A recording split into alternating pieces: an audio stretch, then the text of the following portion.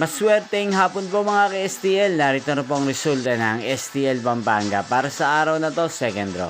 May 11, 2025, araw ng linggo.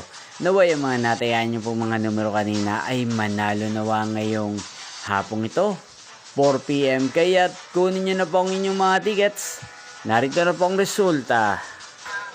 Ang mga numerong nanalo sa STL Pampanga ngayong hapong ito, May 11, 2025.